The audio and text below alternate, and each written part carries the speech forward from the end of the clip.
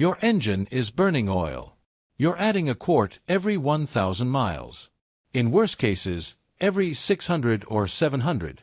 You walk into a repair shop hoping for something simple and walk out with a financial punch to the gut.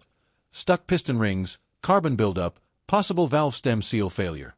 The estimate: $5,000 to $10,000 to tear the engine down, machine the block, replace rings, reassemble everything and hope nothing else shows up along the way. If you drive a Subaru Boxer, a BMW Turbo 4-cylinder, an Audi TFSI, or a Toyota with the well-known 2AZ FE, this story probably sounds familiar. Consumer surveys in the United States have flagged dozens of models from the early 2010s for excessive oil consumption. BMW has publicly stated in the past that burning a quart every 750 to 1,000 miles could fall within specification. Audi made similar claims. But let's be honest, nobody buys a car expecting to carry a case of 5W30 in the trunk like it's roadside emergency equipment. Now here's the part most American drivers never hear about. In Japan, independent mechanics have used a structured multi-step chemical process for decades to address oil consumption without opening the engine. No pulling the head. No removing pistons. No machine shop. A method that typically costs a few $100s in materials can be done over a weekend, and according to thousands of documented cases, has reduced oil consumption from a quart every 1,000 miles to nearly zero. Today on AutoJ World, I'm going to walk you through exactly how this method works, step by step. But first, you need to understand why your engine is burning oil in the first place. Because this solution only works if the diagnosis is correct. Inside every piston, there are 3 rings. The top 2 are compression rings. Their job is to seal combustion pressure. The third, lower ring is the oil control ring. It usually consists of 2 thin rails and an expander in between. Its function is simple but critical.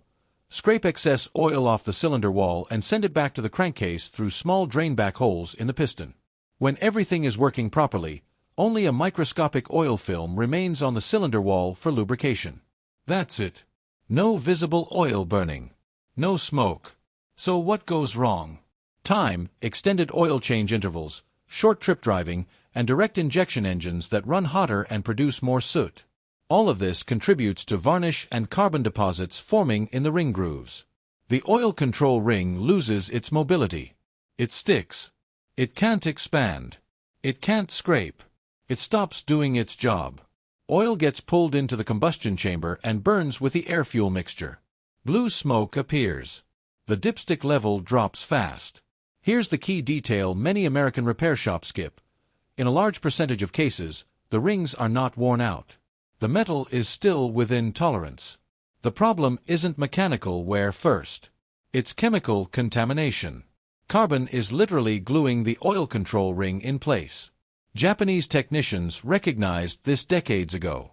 Instead of immediately recommending a rebuild, they developed a controlled chemical cleaning process designed to dissolve deposits and free the rings.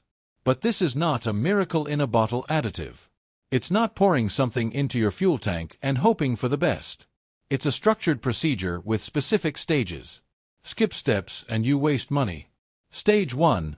Cleaning from the crankcase side. You begin by treating the lower half of the engine. Add a dedicated engine flush product to the old oil. In the U.S. market, products like Leaky Moly Engine Flush or similar professional-grade flushes are commonly available. Some DIYers experiment with small amounts of diesel as a solvent, but that requires precision and caution. With the flush added to the old oil, let the engine idle only for 10 to 15 minutes. Do not rev it. Do not drive the car. After that, drain the oil completely and replace the oil filter. This step helps dissolve sludge, varnish, and part of the carbon buildup around the lower piston area and ring pack. According to specialty engine shops, 60 to 70% of problematic deposits accumulate where oil drains back down. Cleaning from this side first improves the effectiveness of the next phase. After draining, install a new filter and fill the engine with inexpensive conventional oil. Do not use your premium full synthetic here. This oil is temporary and will be drained soon. It serves as a rinse medium. Stage 2. Piston soak through the spark plug holes. This is the critical step. The one that separates this method from simply adding an additive to the crankcase. Remove the spark plugs. Through each plug hole, introduce a strong carbon-dissolving solvent directly into the cylinder. The goal is to flood the piston crown so the solvent can seep down into the ring grooves and contact the stuck oil control ring. In the US, products like B12 Chemtool or similar high-solvency formulations containing xylene and petroleum distillates are commonly used for this type of piston soak. These chemicals are powerful enough to break down hardened carbon deposits but are generally safe for internal components when used correctly and not left indefinitely. Typical volume is about 1 to 2 ounces per cylinder. After filling, loosely reinstall the spark plugs to reduce evaporation. Here's where most people fail: impatience. Japanese workshops recommend at least 12 to 24 hours of soak time. In severe cases, 48 hours or even longer. Every 8 to 12 hours, manually rotate the crankshaft about a quarter turn using a wrench on the crank pulley bolt. This redistributes the solvent, exposes new surfaces, and helps penetration into the ring grooves. Some of the solvent will leak past the rings into the crankcase. That's actually a good sign. It means it's traveling through the same path the oil was taking when it was being burned. After the soak period, remove the spark plugs again. Place rags over the plug holes and disable fuel and ignition. Crank the engine briefly to expel any remaining liquid from the cylinders. Do not skip this. If you attempt to start the engine with liquid sitting on top of a piston, you risk hydrolock. And hydrolock bends connecting rods. At that point, you've turned a chemical cleaning job into a catastrophic mechanical failure. Once excess fluid is expelled, reinstall the spark plugs properly and start the engine. Expect heavy smoke for the first several minutes. That's the solvent and dissolved carbon burning off. It looks dramatic. It's normal. Let the engine idle until it stabilizes. Then take a light 15 to 20-minute drive, no aggressive acceleration. After that, immediately drain the conventional rinse oil and replace the filter again. That oil is now contaminated with dissolved carbon and solvent residue. It should not remain in service. Finally, refill with the manufacturer-recommended oil grade and monitor consumption over the next few thousand miles. In many documented cases, oil consumption drops significantly within the first 500 to 1,000 miles. In more stubborn situations, a second treatment may be required. This method will not fix worn cylinder walls, broken rings, or severe mechanical damage. It won't correct an out-of-round bore. But when the root cause is carbon-stuck oil control rings, it directly targets the source of the problem. Before approving a $7,000 engine teardown, it may be worth considering a structured chemical approach that costs a fraction of that and, in the right situation, can restore normal oil control. Stage 3. Intake system and combustion chamber cleaning. Freeing the oil control rings is only part of the equation. If the top end of the engine remains loaded with carbon, the problem can slowly return. Deposits on intake valves, piston crowns, and combustion chamber walls create hot spots. Those hot spots increase localized temperatures, promote pre-ignition, and accelerate new carbon formation. It becomes a self-feeding cycle. Japanese workshops often use dedicated induction cleaning equipment. One of the most recognized systems is from Waco's, which introduces a cleaning solution directly into the intake manifold while the engine is running, creating an internal steam cleaning effect. In the United States, the closest DIY equivalent is using an intake cleaner spray applied through a vacuum line on the intake manifold. The procedure is straightforward but requires control. With the engine fully warmed up and held around 2,000 revolutions per minute, slowly introduce the cleaner through a manifold vacuum source. If you dump it in too quickly, the engine will stumble or stall abruptly. The goal is to feed it gradually, keeping the engine just on the edge of dying without actually shutting off. Once the product has been introduced, shut the engine off and let it sit for about 15 minutes. Then restart it.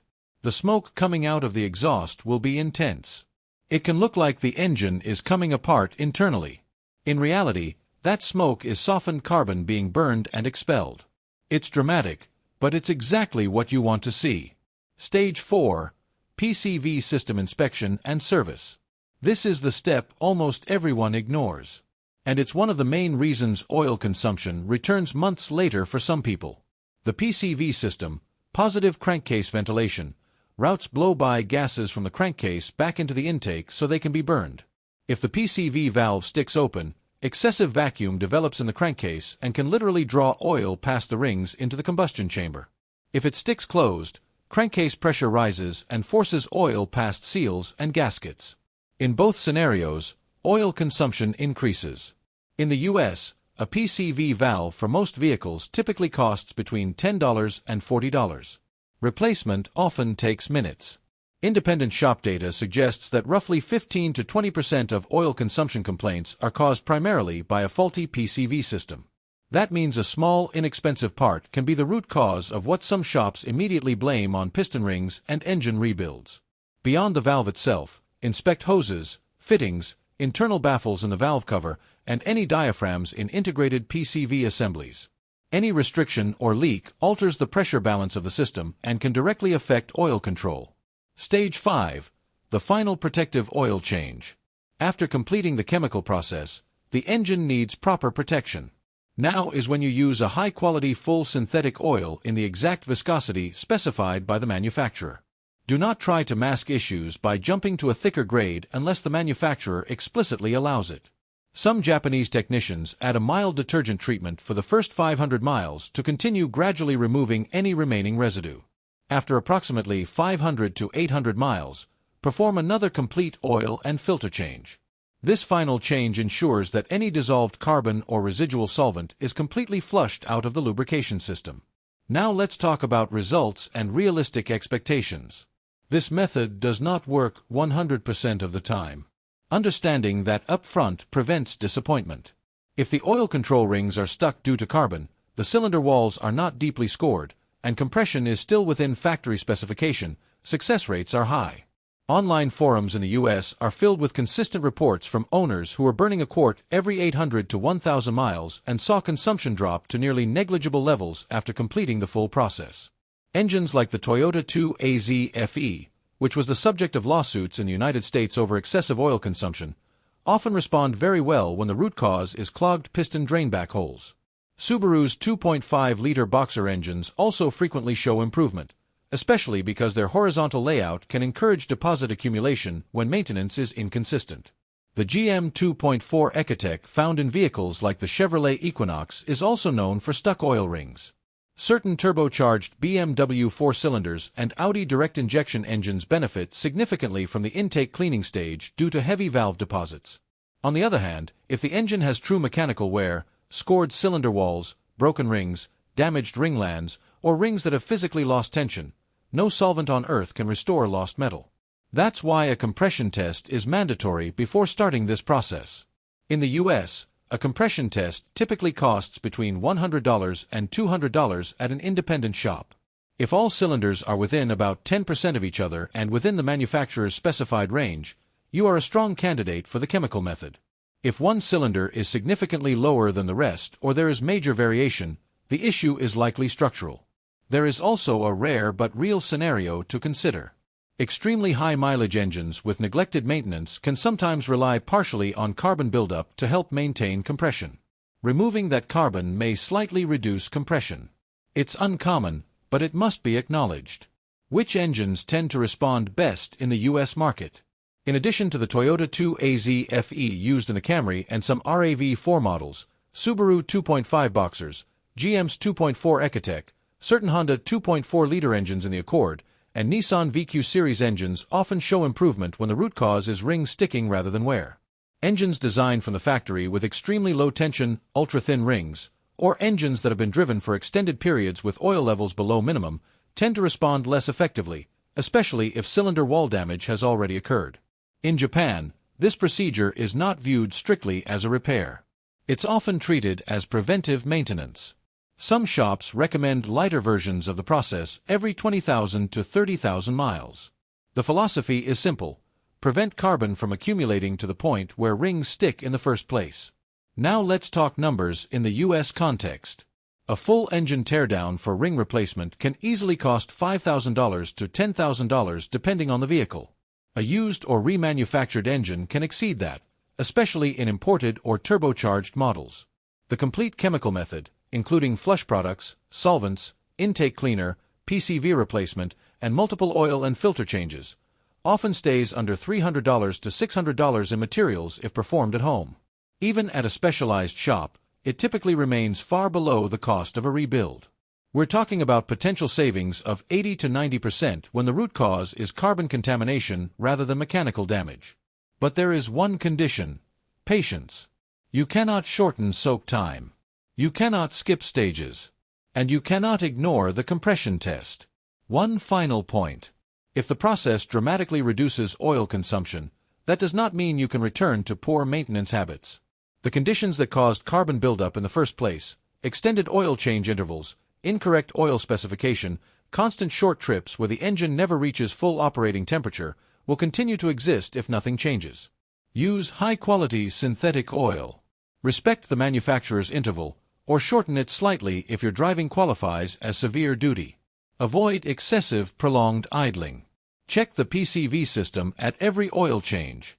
That culture of preventive maintenance is one reason properly maintained Japanese engines often surpass 200,000 miles with clean internals, while poorly maintained engines struggle at half that mileage. This is the complete method used by many Japanese technicians to combat oil consumption without disassembling the engine. It's not magic. It's applied chemistry backed by mechanical logic. If you're dealing with oil consumption right now, you have a concrete alternative to consider before approving an engine rebuild. And in the next video here on AutoJ World, I can break down exactly how to interpret a compression test correctly and determine when opening the engine is truly justified.